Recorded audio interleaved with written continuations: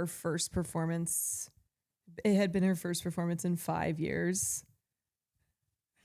they, they have, so like there's, you know what I think one of the worst phrases is? I think "get your bag" has become one of the worst phrases because people use that all the time to excuse people having no principles whatsoever in the business that they do.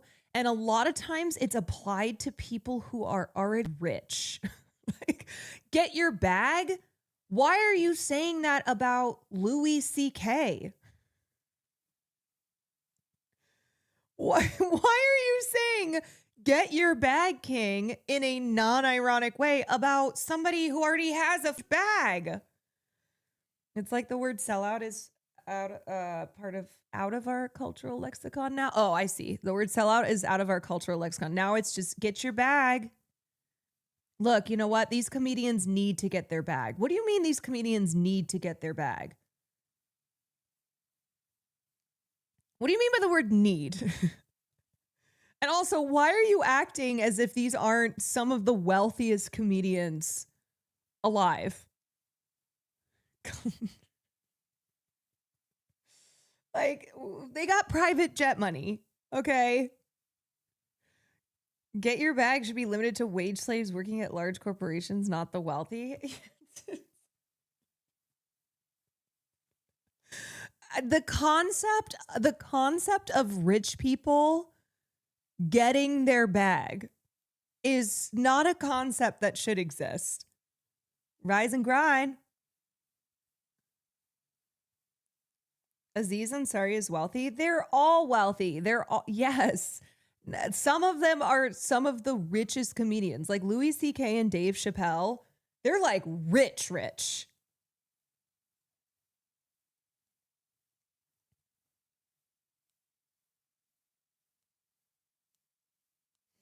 Get your bag has become a big mentality in all walks of life, and it's gross and getting grosser. Yes. There. Get the bag used to mean do a silly Marvel DC movie, not wash your hands with blood and it's like people would say get that bag about celebrities who will go do a stupid Marvel film or like a big franchise movie, so then they can go do their like auteur work. They can go do their little indie films that don't have the budget. And so it's like, okay, you go make a bunch of money. You go make a bunch of money doing these big studio movies, and then you go do your like actual your work that might win you awards. Like what I don't mean that's how like what get your bag actually means. I just mean I think one of the origins of like the internet's usage of get your bag in relation to celebrities was in that way.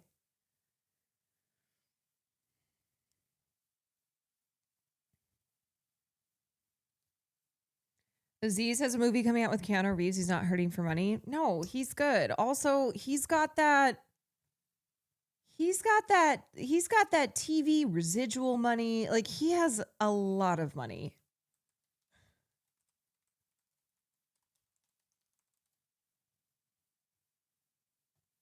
Yeah, his estimated worth from like a couple years ago was at 25 million. It used to be for artists just coming up or gold diggers for 90-year-old malignant capitalists. Like, yes, queen, get that bag.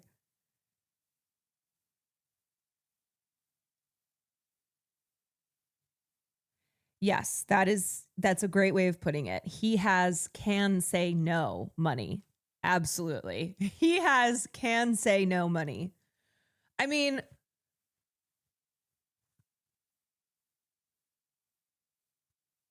like, not to make this about me, but I am not like I don't have the kind of money these comedians have. And yet there are deals that have come my way that I can say no to like I say no to, not just because I try and be, I try and be consistent, but also because it's like, do I really need to, like, is that what I sell out on? I'm so desperate. Like I can't afford my next meal that I just have to take this. No. Get that bag, girl. Yeah, I'm doing IRL with the Crown Prince. And look, I like just to, I don't know. We all can be hypocrites, okay? Humans can be full of contradictions, and nobody is perfect. Nobody's perfect, as Miley Cyrus sang once upon a time. But I think here's what holds true, okay? You should try and be morally consistent. Okay, if that's like what you care about, if you purport to have morals, to care about that kind of thing, to place value in having values, you should try to be consistent in that. And also, if you do something despite, despite like not being if you do something that goes against like the morals that you have expressed, right? The type of person that you are. It doesn't matter if you are otherwise good, like that otherwise you are pretty consistent. You're not immune to being criticized for your decisions. Like these are choices that we make. And not one of us has a perfect record, but especially like if you are a public figure, if you are in a position where you have fans, where you have people who are reacting to the choices that you make, they get to do that. And you don't get to be you don't get to be upset that people are upset that they have something to say about the actions that you're taking. And the hope is that, look, it's like if you are a pretty morally consistent person, if you're pretty good overall, then hopefully it's not, it's not taken as, oh, you're just a total rotten piece of shit. That, even if you're being criticized, even if people are like, hey, can you recognize why this choice that you made is problematic, even if that's happening, that if you're otherwise someone who, tries to put their best foot forward and does good work, that counts as well, right? Like it's not a shield, doesn't make you immune.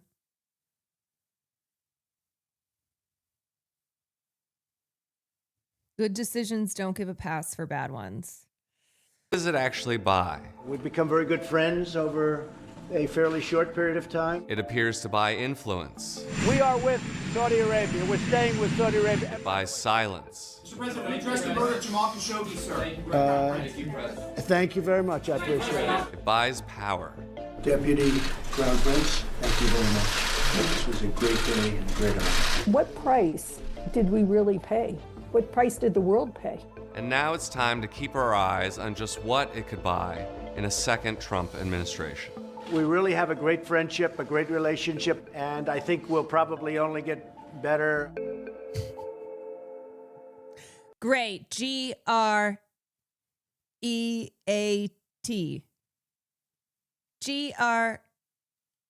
I'm surprised he didn't spell it GRATE. Okay. Alrighty.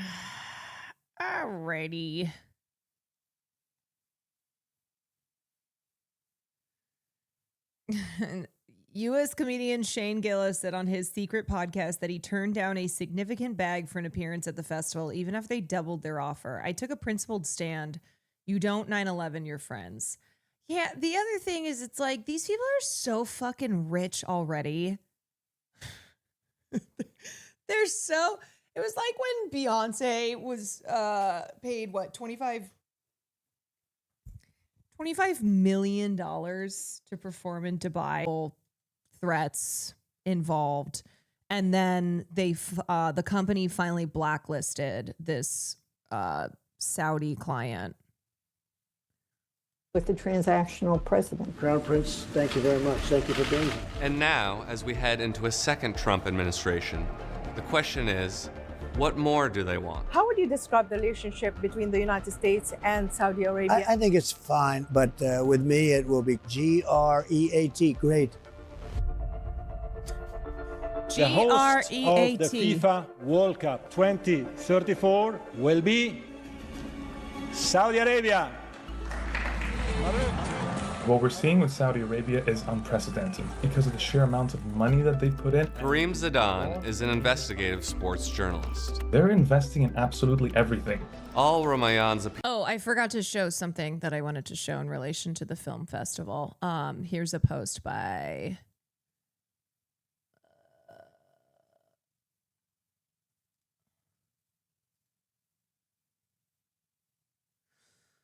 Atsuko Okatsuka. She's a comedian. FYI, there are more of us that said no to the Riyadh Comedy Festival in Saudi Arabia. Here's the offer I got back in July.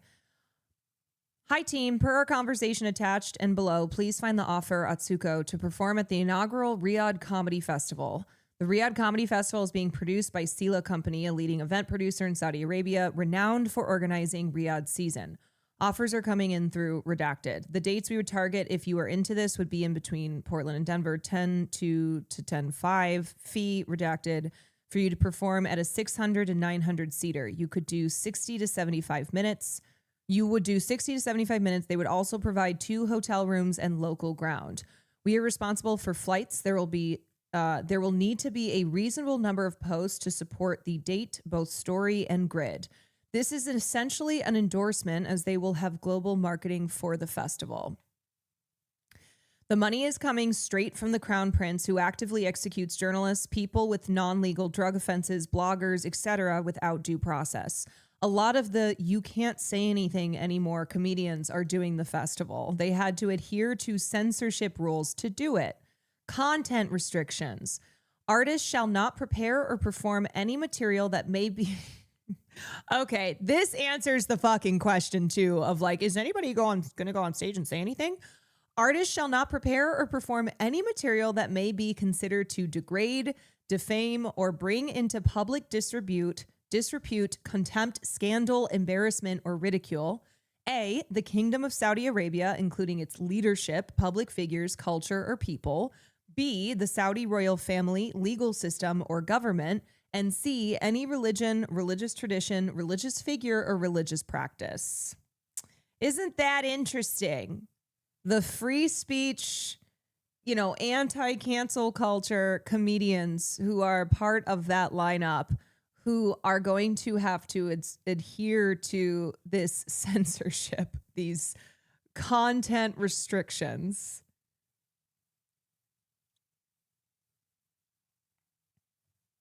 Free speech doesn't pay as well.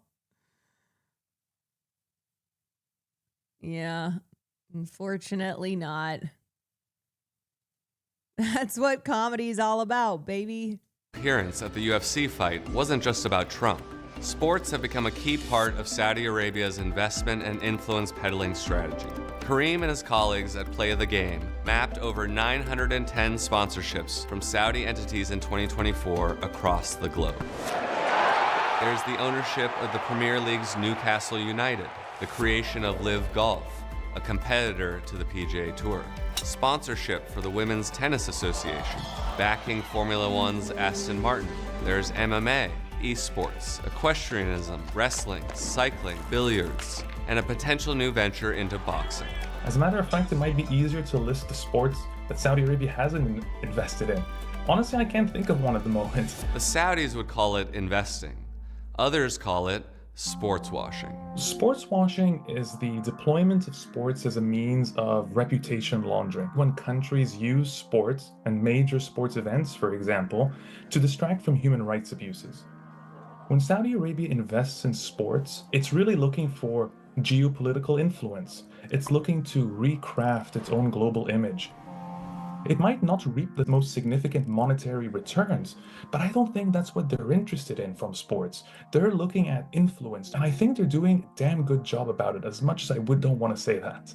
And this is happening. Most of the material these cancel culture comedians do is about trans people, so the content restrictions from the Crown Prince won't interfere with that. They're like, oh yeah, no, that's fair game. With other Saudi investments too.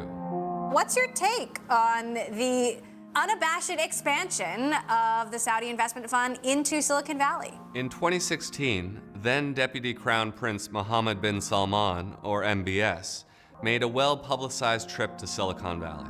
By 2018, Saudi Arabia was the single largest investor in US startups. But where was that money going, and what was it doing? Let me give you an example.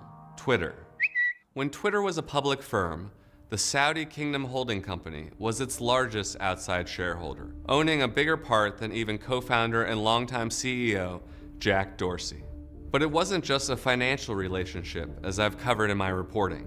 Twitter has long been an important place for the Saudi government to propagandize on behalf of MBS's economic program, flood Saudi-related discussions with posts from pro-regime trolls, and track and harass dissidents, some of whom have been doxxed, arrested, and tortured. In 2014, Twitter's leadership learned that a key MBS advisor was running a spy ring inside Twitter's San Francisco headquarters. Twitter never publicly accounted for its role in fostering the Saudi spy ring. Jack Dorsey enjoyed a chummy meeting with MBS just 6 months after the Twitter CEO had been told by the FBI that his company had an espionage problem. They weaponized their investment, used it to spy on, target, and harass critics, and they did it all without any consequences. And their investment continues today. Let's fight. So back to the fight. And another guest, Elon Musk. When Twitter... I think the other thing I'm thinking about in response to people being like, oh yeah, well, I don't know. If you're going to be principled about Saudi Arabia, then why stop there? Or the other take being, well, everywhere is bad. Look at the United States. I think then it's like, okay, so why then bother with any effort? Why at all try and have any morals or principles in the choices that you make if it's all immoral? If all entertainment money is blood money, if everything is bad under capitalism, then it's like, why even put in any effort to make choices? Why do anything? You know? Went private under Musk, Kingdom Holding Company rolled its shares into the new private entity and became its second largest investor after Musk. But Twitter wasn't the only tech giant receiving backing from the Saudis. In April 2023, Sanibel, the venture capital arm of the Saudi Public Investment Fund, did something surprising. It published a list of dozens of American venture capital and private equity firms it had partnered with, showing just how widely the kingdom's money was being spread around. Tech, AI, surveillance, media. But the influence purchasing campaign doesn't end in Silicon Valley. I would like to bring up the CEO of Affinity Partners and former senior advisor to the White House, Jared Kushner. That's Jared Kushner, the husband of Trump's daughter, Ivanka. He served as a senior advisor in the first Trump administration and was everywhere. And by all accounts, he had a lot of influence on his father-in-law. But he's known for one thing above all else. It seemed as if from the get-go that Jared Kushner was charged with cultivating the relationship with the Saudis. Virginia Cantor. Even to dinner with the Kushners? is Chief Ethics Counsel at Citizens for Responsibility and Ethics in Washington.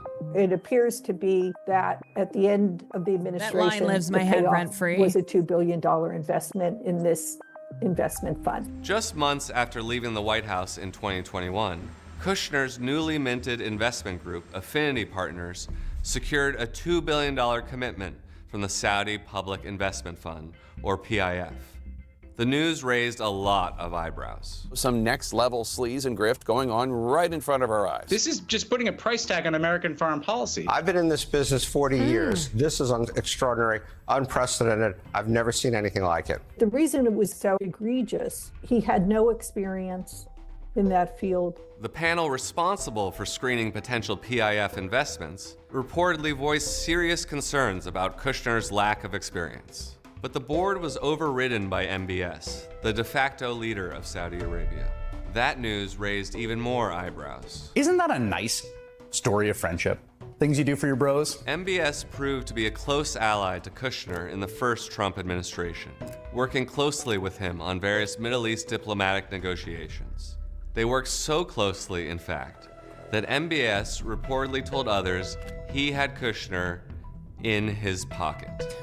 It appears to be a payoff based on Mr. Kushner's dealings with the Saudi government and particularly MBS during the Trump administration. A Senate investigation found that Kushner's fund raked in $157 million in management fees, all while generating no return on investment for his clients. Jared, of course, sees no problems with the $2 billion transaction. For my critics, what I say is point to a single decision we made that wasn't in the interest of America. Okay, I'll point to one. How about letting an ally kill a Washington Post columnist, Jared? Do you know the thing is I don't even think, I think Jared Kushner, when he says everything I'm doing is in the interest of America, I think he means that. It's just that America is rich people like him. Being American means being a hyper individualist who only cares about making yourself richer. Like, there are people who view America and what it means to be American as you know, I get mine and you get yours. It's the invisible hand. Yeah, it's in the interest of America if America is Jared Kushner. It's the American dream. What was really troubling about the assassination of Jamal Khashoggi. Yeah, now Jake Chapper cares about colleagues being killed by a foreign state. You know, if I had $1 for every time there was such an egregious instance of hypocrisy, I would probably have as much money as Saudi Arabia offered Aziz Ansari to perform at the Riyadh Comedy Festival. No, I would have as much money as the Cristiano Ronaldo deal. Lazy Gains, thank you for the tier 1. There was every indication that it was carried out by the Saudis. Basically, you know, Kushner and President Trump gave MBS a pass by virtue of not, you know, calling them out. Why are you siding with the Saudis over your own intelligence? Because it's America first for me. That definitely set the tone for how they were going to deal with human rights violations by the Saudis. And it wasn't just that, there were other incidents. And the list is a long one. There is the use of his second presidential veto, a resolution putting an end to the U.S. military involvement in Yemen, allowing continued U.S. support to the Saudi-backed war in Yemen. There's his abandonment of the Iran nuclear deal. The United States will withdraw from the Iran nuclear deal. Saudi Arabia views Iran as one of its biggest enemies and, you know, was very much adverse to the Obama negotiated Iran nuclear deal. And, you know, that was disrupted as part of the Trump administration. There's the $110 billion Kushner negotiated arms deal between the U.S. and Saudi Arabia. There was a blockade involving Qatar. The president today is siding with the Saudis. The crisis critical to the U.S. Qatar, home to a key U.S. base with 8,000 U.S. service members. And so this unprecedented closeness is being interpreted in a new light since the 2021 investment from the Saudis to the one person who always has Trump's ear. Is it both a reward for how Kushner guided the Trump administration's foreign policy regarding Saudi Arabia in the past administration? And does it look like a payoff for how he can influence President-elect Trump in his future dealings with the Saudi Arabia? Kushner has said he won't take a formal role in the second administration, but reportedly is looking to be an informal advisor on Middle East matters. And the investments in Trump world haven't stopped. And the primary so he can he can envision the amazing seaside properties that can be built in Gaza. Financial backer of Leave Gulf is the Sovereign Wealth Fund. And they engaged in deals with the various Trump golf thank you, courses. the tier one. And it's pretty clear, when you have his sons going overseas in this transition period to lock down deals, it's a way of signaling that Trump is open for business. And if you want to be favored, you better be first in line. When you have someone like Trump, he tends to take the existing corruption in Washington and just turns it up to 11. Matt Duss is Executive Vice President at the Center for International Policy. Mohammed bin Salman, when he visited the Oval Office and Trump pulled out that famous poster with all the different weapons that were on sale as if it was, the side of a good humor truck. Here are all the various ice cream and delicious treats that are on sale. $3 billion, $533 million, $525 million. That's peanuts for you. And that was funny, but it was also, I think, a great demonstration of how Trump thinks about this. It's just a relationship based on, okay, what are you going to buy from us? What are we going to get from this? Since 1945, the Saudi-U.S. relationship has been defined by Yeah, it really is amazing when you see journalists who otherwise are great, just have fucking blinders on with Israel, where the exact same things that they'll point out between the United States and countries like Saudi Arabia, they don't identify with the United States and Israel. Power's willingness to overlook pretty much anything its oil-rich ally did. The U.S. got another military foothold in a sensitive region and influence over global energy markets. But this alliance between an unmatched global hegemon and a repressive theocracy has corrupted both sides. I mean, there were problems with this relationship going back many years, just as there are more deep-seated problems in the way our foreign policy and our policy in general is formulated. The various avenues of influence that very, very wealthy interests have. And I think the influence that the Saudi regime has been able to garner is a reflection of that much bigger problem. The media rights for Lord of the Rings and The Hobbit are under the Embracer Group, which the Saudis have a $1 billion stake in. Man, the Saudis really have...